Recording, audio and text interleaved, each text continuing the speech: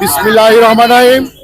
আমরা প্রতিকূল অবস্থা থাকাকালীন অবস্থা ও জাতীয় পার্টির অনেক দ্বিধা দ্বন্দ্ব এড়িয়ে ভেদ করেও আমরা জাতীয় পার্টি মিছিলে নিয়ে এসেছি। জাতীয় পার্টিকে আমরা ভালোবাসি, এরশাদকে ভালোবাসি, এরশাদের আদর্শ নিয়ে আমরা জাতীয় পার্টি যত প্রতিকূল অবস্থায় থাক না কেন আমরা ইনশাল্লাহ জাতীয় পার্টি করেছি, জাতীয় পার্টি করব, জাতীয় পার্টি আছি। আরো বন্ধুগণ, আপনারা জানেন জাতীয় পার্টি যারা হিংসা অশ্লীলতা করতেছে তারা এই রাজনৈতিক কোনো অস্তিত্ব নাই। তারাই জাতীয় পার্টিকে যারা হিংসা অনিচার করতে যাচ্ছে তারা এই বাংলাদেশে খুচরা পয়সা। জাতীয় পার্টি ছাড়া বাংলাদেশের নির্বাচন সুস্থ হবে না, হবে না, হবে না।